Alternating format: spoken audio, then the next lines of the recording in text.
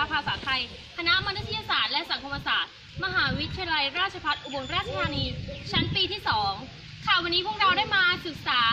ลงพื้นที่ในรายวิชาคติชนวิทยาเกี่ยวกับเรือโบราณลำใหญ่นะคะที่วัดอัมพวานารามบ้านท่าสาราตำบลชีทวนอำเภอเขืองในจังหวัดอุบลราชธานีค่ะแล้ววันนี้เราก็มาถึงสถานที่จริงแล้วนะคะไปดูกันเลยค่ะนี่เป็นขั้นตอนการเอาเรือขึ้นจากน้ำนะคะก่อนนั้นเขาถือลากถือว่าใส่เล็กล่างถึงนี่เลยลากใส่รถไปโก้ลากถือว่าตึ้งนี่ตึ้งเล็กล่างแล้วเขามาลากถือล่างเล็กนี่เมื่อข้างล่างเรียกอยู่ที่แสงไก่เลยมาถึงไปน้ำมันก็จะลอยถ้าพอมันไปแปะขังนะเทียมกับรุ่นโตเป็นการนั้นเจ้าบ้านคอยกันเข้าไปจีบเขาที่บางหาทางไปแย่อันนี้คือผู้ให้การสนับสนุนรถไมโครและการเจ้าบ้านของหมู่บ้านออกเรื่องช่วยกันในซัมมี่แต่ว่าผมก็ออกเป็นเจ้าของเป็นกระจุกออกใส่น้ำจิ้มรถ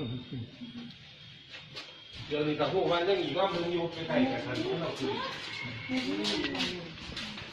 แต่ก่อนนี่มันติดไต่ทราบว่ามีเรืออีกลำหนึ่งนะคะแต่ยังไม่เอาขึ้นมีแล้วม้วนกันสีแล้วมันกี่คนนำคนดิ่งเท่าเห็นก่อนนี่มองปั้นมันขอหม้อขอยังเขาปั้นหรอปั้นหัวเลยหัวเนี่ยโคเป็นตัวได้กับปั้นตัวนั่นละเงาเป็นตัวได้กับปั้นละมันผมเบิ้ลนะเป็นรอยฟันนะคะที่เป็นแบบนี้เนี่ยเดี๋ยวพี่เอาไปเอามาสมมติเขาใจไม่ใช่นอนเท่าไหร่ถึงไม่พอคนเดินเวียนอ้อมเนี่ยใหญ่ขนาดนี้กว่าประมาณขางละ6 คนอย่างหน่อยอย่างอ้อมสวัสดีค่ะวันนี้นะคะเราอยู่กับคุณพ่อนิวัฒน์โอบอ้วนนะคะผู้ใหญ่บ้านท่าสาราหมู่5ค่ะแล้วก็คุณพ่อสุพรรณประเสริฐศรีนะคะประชาชนชาวบ้านท่าสาราหมู่4ค่ะวันนี้นะคะเราอยู่กันที่วัดอัมพวันนารามนะคะซึ่งเป็นสถานที่พบเรือโบราณแห่งนี้ค่ะคุณพ่อคะพบเรือโบราณลำนี้ได้ยังไงคะก็คือมีเช่า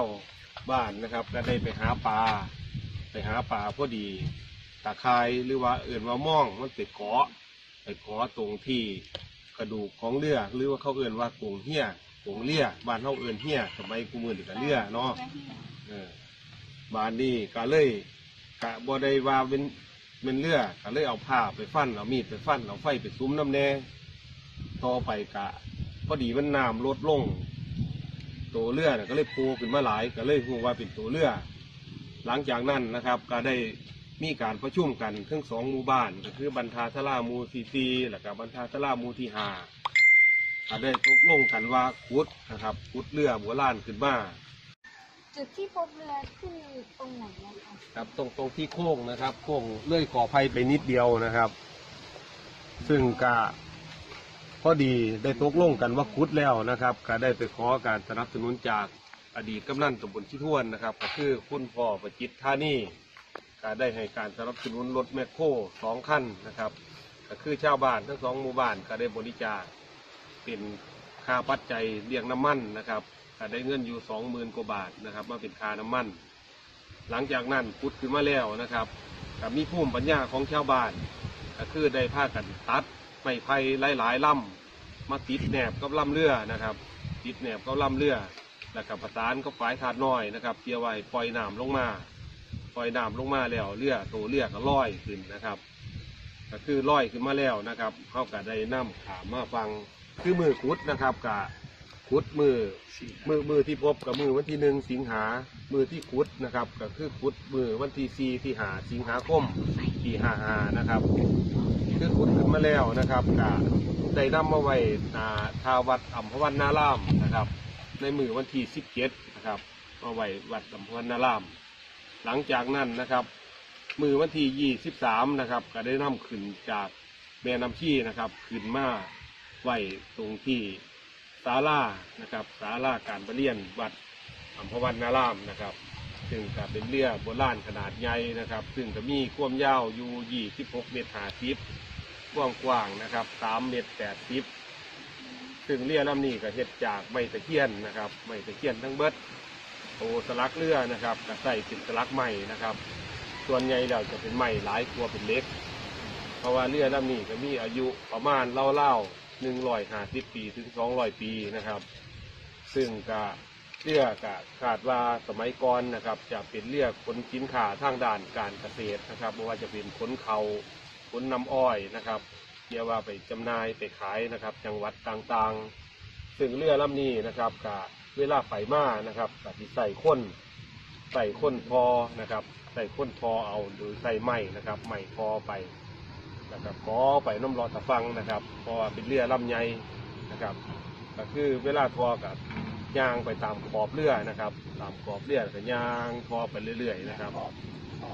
ไปค่ะมาไปหลายจังหวัดนะครับไปขายจุนเพราะว่าสินค้าทางด้านการเกษตรสิเบิดจากลำเรือจังได้เอาเรือครับนะครับ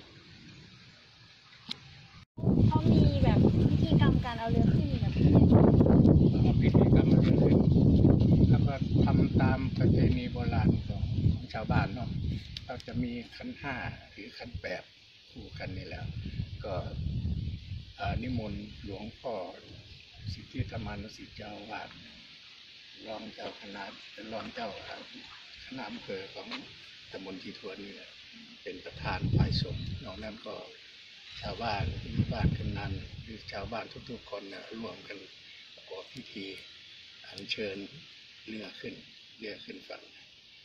ทำตามแบบโบราณขอพรจากสิ่งศักดิ์สิทธิ์ในสถานที่ก็มีแค่นี้นะครับทำแค่นี้ แล้วแบบมีความเชื่ออะไรเกี่ยวกับเรือนี้ไหมคะ มันเป็นของใหญ่ๆของโบราณอย่างนี้มันอาจจะมีสิ่งใดสิ่งหนึ่งของที่แอบแฝงอยู่เป็นของศักดิ์สิทธิ์ของเรือนะโดยเฉพาะอย่างยิ่งที่ตอนเอาเรือขึ้นมาไว้ตรงนี้แหละที่อยู่เดียวนี่นะพวกที่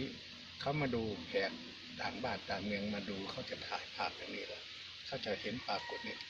ในกล้องของเขาว่าเป็นผู้หญิงอ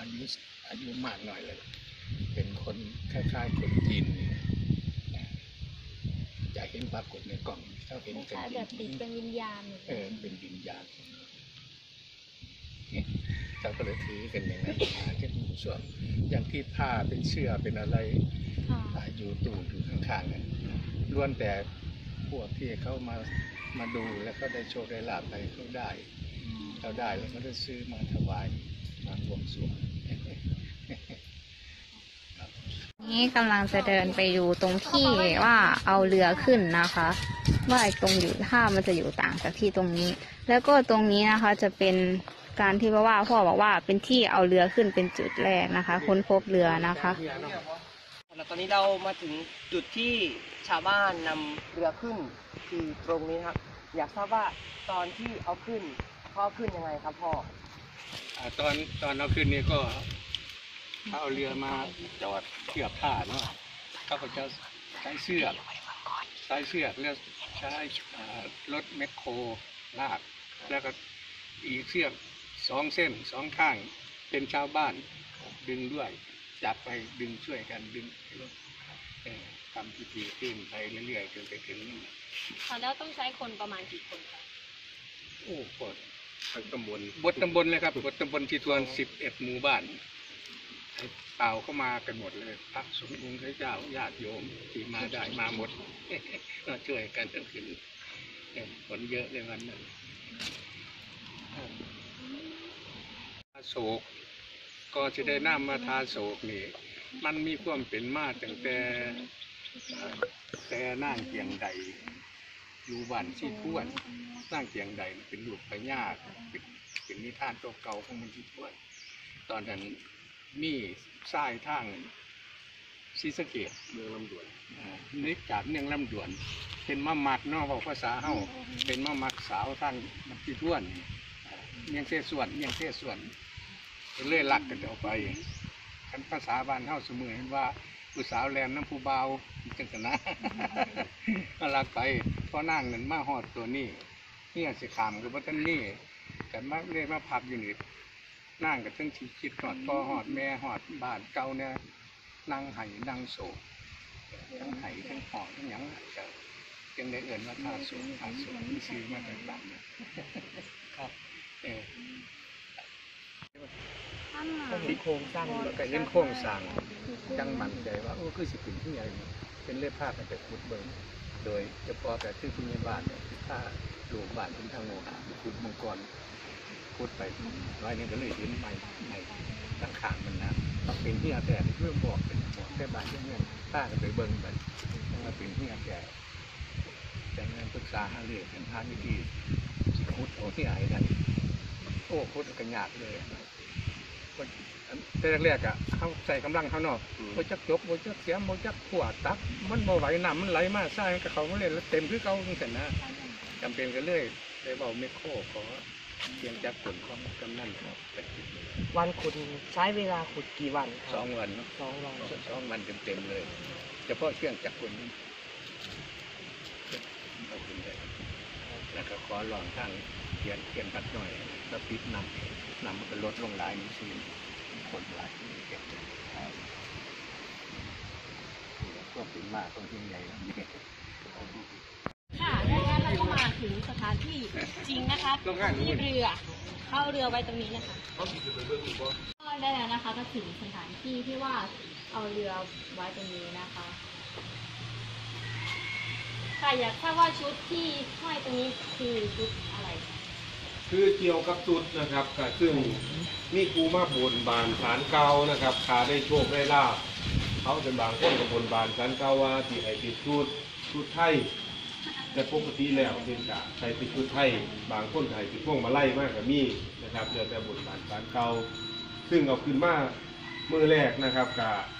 มีคนทุกสารทิศนะครับบอกว่าคนจากต่างประเทศแน่คนประเทศเท่าแน่คนต่างจังหวัดแน่มาหลายนะครับจนว่ามีทียางทีเดินนะครับตรงบริเวณวัดนี่เต็มไปเบิดในผู้คนนะครับ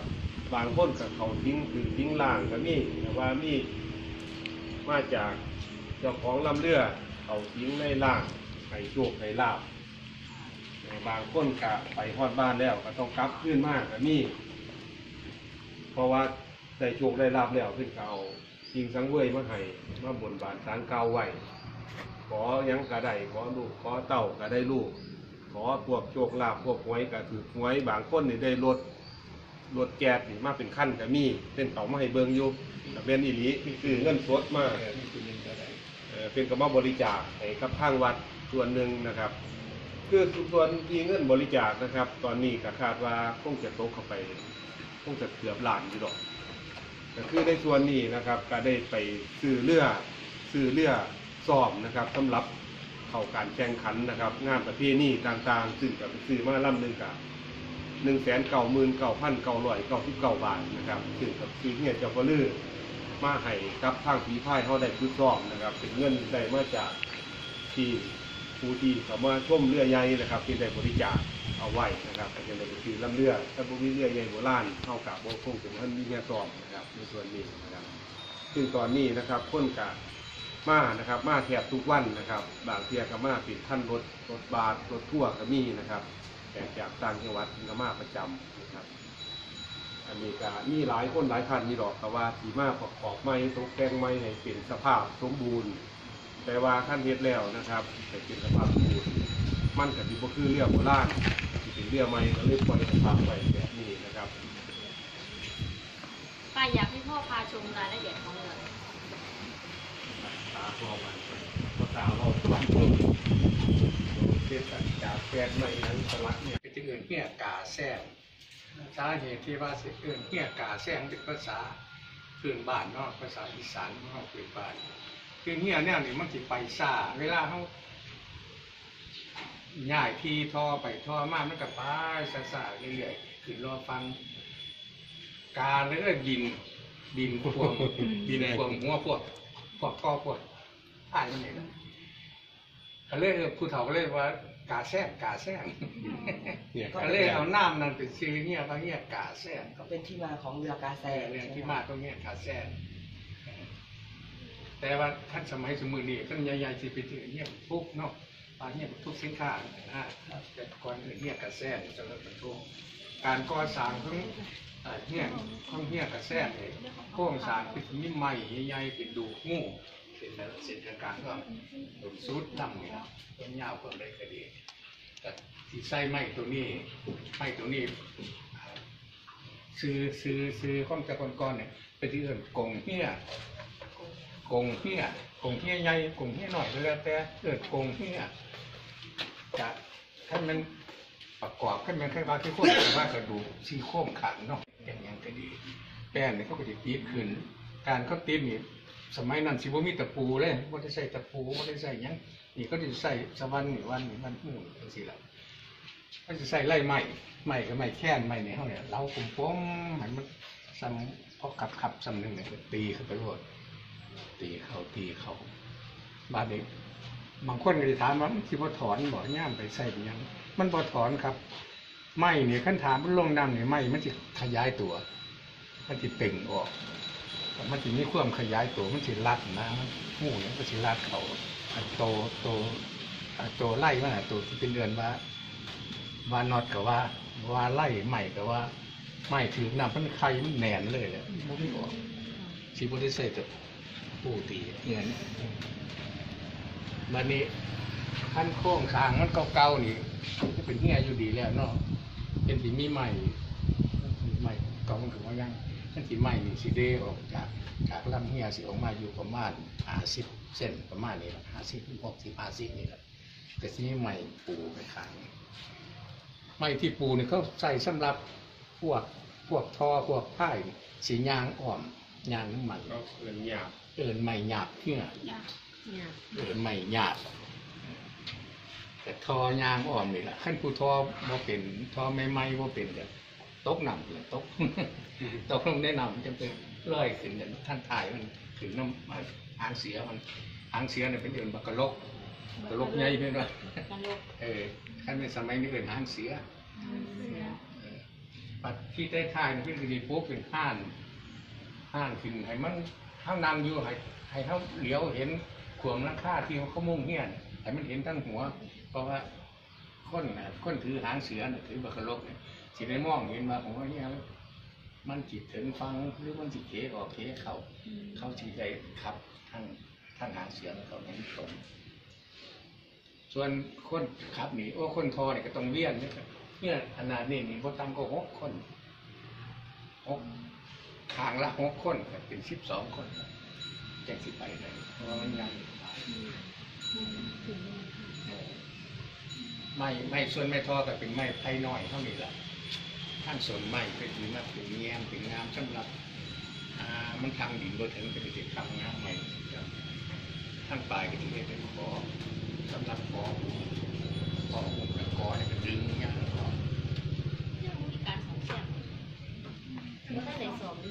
บ่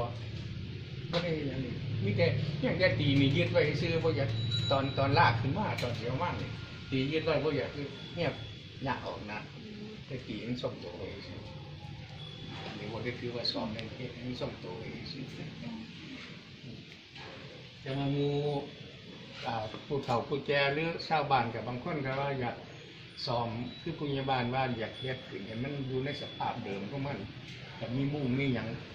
ตัวนึงฝากออกผมคิดว่าท่านเข้าไปเฮ็ดใหม่ๆในสั่นท่านถือเป็นเรื่องของโบราณได้ทุกเขามาเบิ่งว่าท่านของโบราณนี้ต้องเป็นซีเป้ๆอะไรจากการค้นคว้าข้อมูลของเรือโบราณบ้านท่าศาลาตำบลชีทวนอำเภอเขืองในจังหวัดอุบลราชธานีพบความเชื่อและเรื่องเล่าต่างๆอีกมากมายจากคำบอกเล่าของผู้เฒ่าผู้แก่ภายในหมู่บ้านที่เล่ากันว่ามีชาวบ้านที่ออกหาปลาในลำน้ำชีได้พบเห็นเรือดังกล่าวตั้งแต่ปีพ.ศ. 2551แต่พบเพียงบางส่วนของเรือเท่านั้นเนื่องจากระดับน้ำสูงจึงไม่สามารถนำเรือขึ้นมาได้แต่ในปีนี้น้ำลดลงมากจึงทำให้เห็นเรือโผล่เหนือน้ำชัดเจนชาวบ้านจึงพากันรวมกลุ่มนำเรือขึ้นจากโคลนใต้น้ำโดยใช้รถแบ็คโฮล2 คันและแรงงานจากชาวบ้านกว่า100 คนจึงสามารถนำเรือขึ้นโผล่เหนือน้ำได้ในช่วงเย็นของวันที่ 4 สิงหาคมที่ผ่านมาสำหรับเรือดังกล่าวชาวบ้านเรียกว่าเรือกระแซงทำจากไม้ตะเคียนหรือชาวอีสานเรียกว่าไม้แคนมีขนาดความกว้างประมาณ 3.85 เมตรความยาวประมาณ 26.40 เมตร มีความสมบูรณ์ประมาณ 70% โดยชาวบ้านส่วนใหญ่เชื่อว่าเรือลำนี้เป็นเรือขนส่งสินค้าขนาดใหญ่ของชาวจีนที่มีอายุราวๆ 150-200 ปีชาวบ้านท่าศาลายังเปิดเผยข้อมูลอีกว่าตั้งแต่มีการค้นพบเรือโบราณลำนี้ต่างมีชาวบ้านละแวกใกล้เคียงและต่างอำเภอต่างเดินทางมาขอโชคลาภจากเรือลำนี้จำนวนมากล่าสุดเมื่อวันที่ 13 สิงหาคม 2555 ที่ผ่านมามีชาวบ้านจากอำเภอเดชอุดมกลุ่มหนึ่งได้เดินทางมาดูเรือโบราณลำนี้หลังจากที่ดูเสร็จแล้วจะเดินทางกลับมีชาวบ้าน2 คนในกลุ่มเกิดอาการชักกระตุกคล้ายกับผีเข้าพูดจาไม่รู้เรื่องคนแรกพูดจาคล้ายกับภาษาจีนคนที่2ทำหน้าที่คล้ายๆเป็นล่ามแปลภาษาของคนแรกซึ่งชาวบ้านจับใจความได้ว่าเรือลำนี้เป็นเรือขนส่งสินค้าเดินทางมาด้วยกัน2 ลำแต่เมื่อถึงช่วงของบ้านท่าศาลาเกิดลมพายุซัดกระหน่ำจนทำให้เรือล่มจมลงใต้น้ำลูกเรือจำนวน5 คนเสียชีวิตทั้งหมดและต้องการให้ชาวบ้านนำเรือขึ้นไปเก็บรักษาไว้ที่วัดพร้อมให้จัดตั้งศาลพระภูมิให้อยู่ด้วยหากทำตามที่ขอจะให้โชคลาภกับชาวบ้านแน่นอนปัจจุบันเรือโบราณดังกล่าวได้ถูกเก็บรักษาไว้ที่วัดอัมพวันวนารามบ้านท่าศาลาตำบลชีทวนอำเภอเขืองในจังหวัดอุบลราชธานีซึ่งเป็นวัดประจำหมู่บ้านของชาวบ้านท่าศาลาค่ะวันนี้นะคะกลุ่มของพวกเราก็ต้องขอบคุณคุณพ่อนิวัฒน์โอบเอื้อนะคะผู้ใหญ่บ้านท่าศาลาหมู่ที่ 5 ค่ะแล้วก็คุณพ่อสุภ